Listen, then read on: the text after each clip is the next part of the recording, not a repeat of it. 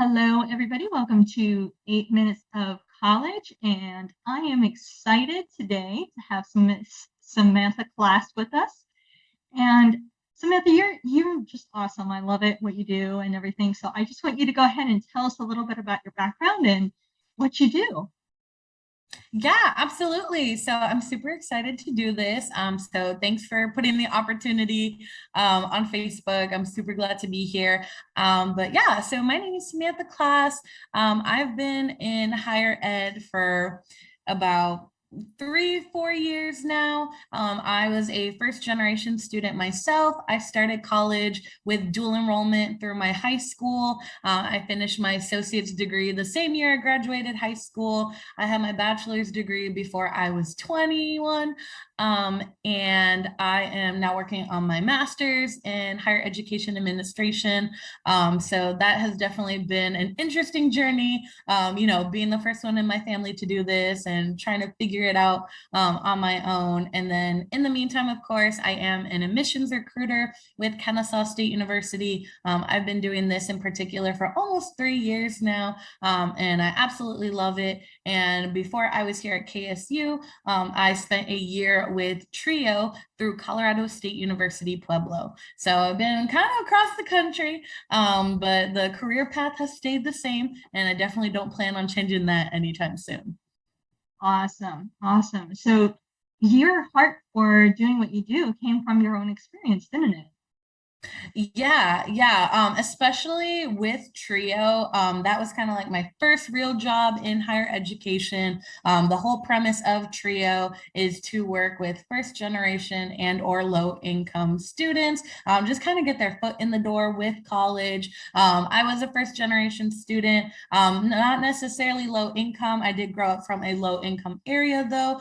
We were kind of like right at the brink. Mom made it happen. But I definitely know, what it's like to have friends on free and reduced lunch. The area that we lived in Central Florida, definitely lots of low income families. I went to Title I schools and things like that. So it's like I completely understood what it's like to live in that kind of background. And again, just being a first gen, luckily I was raised to like under the expectation of, yeah, you're going to go to college. But I know a lot of people who were first gens didn't. I kind of took that upon myself to be that person to tell them, like, yeah, you could go to college and here's how you're going to do it. And I love being that person. I still get to do that even as an admissions counselor, just explaining how, something as easy as staying in state and going to an in state school, you can save so much money. Stay home. It's okay. You don't have to live on campus, and making college like a reality for these students. So yes, I definitely pull from my experience, and you can call it projecting, you can call it just wisdom, but I definitely love using my stories to encourage students to go to college. Yeah, it to me it's such an important door opener in life. So Mhm. I applaud you for that because it's not only you're not only advancing yourself, but you're going back and you're lifting other people up along the way. So I really appreciate that about you. Love that. Yeah, thank you. I love doing it. Yeah, me too. What do you think first gen students need to think about when it comes to admissions and choosing the institutions that they want to go to for higher education? What in your experience is important in regards to that?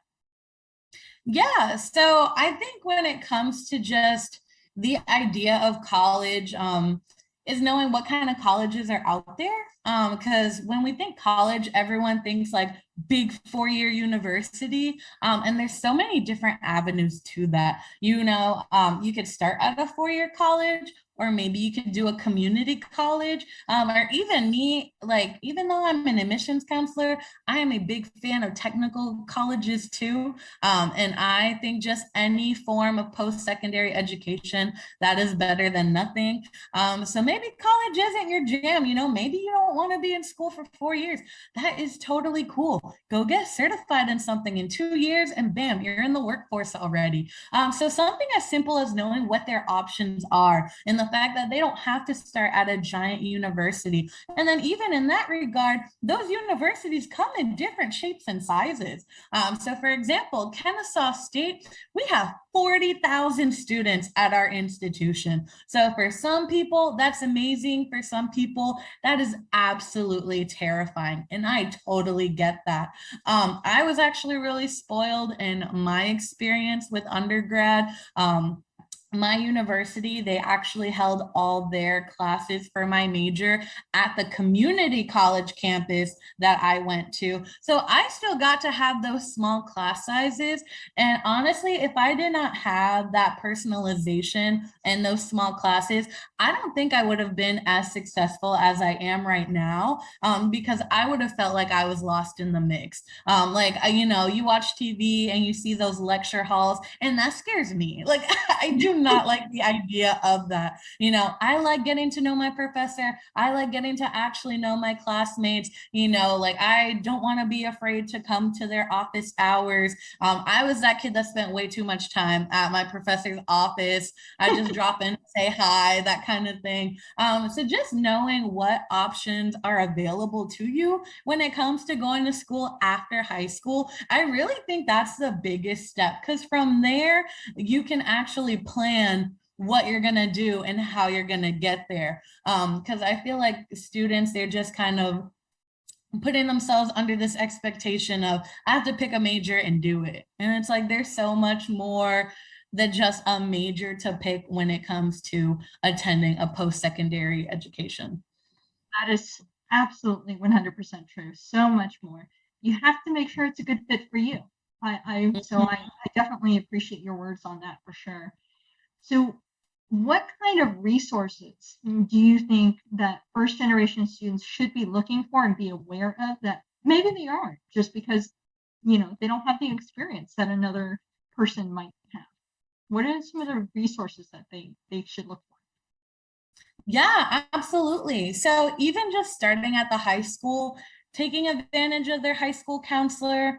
I know a lot of schools nowadays, they have like graduation coaches or like college coaches.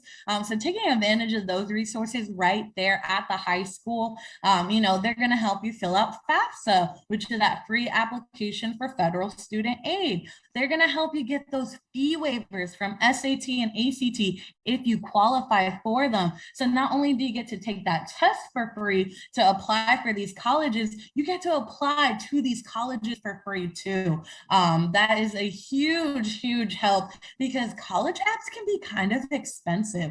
So taking advantage of that. And then if your local school, the college, if they have a TRIO program, that's a great resource. Even the internet for sure, but definitely utilizing the people around you, admissions counselors at the colleges you're interested in. That's what we're here for. We can be your first contact at that school that you're interested in, and we can help you find these resources as well on our end, being at the university already. So just really utilizing the people you have around is a great resource too. So I would definitely recommend that. I think a lot of students are a little intimidated to do that, but I think it's so very, very important. We've spoken about, or we've mentioned TRIO a couple of times now. Can you tell us a little more about that?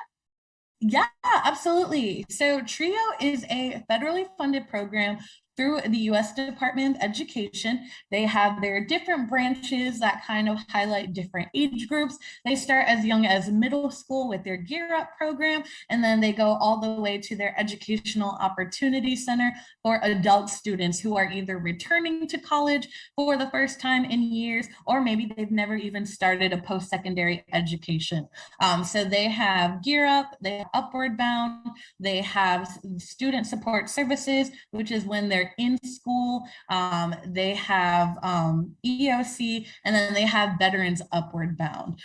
So they're an amazing program. I cannot speak highly of them enough. Like, I did my 1 year there, and I'm already scheming my way back to them once I finish all my schooling.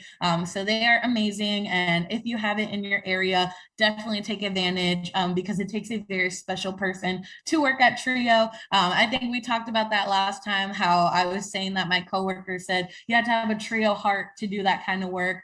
And everyone that I worked with was amazing out there. And trio should definitely be a lot more widespread than what it is right now.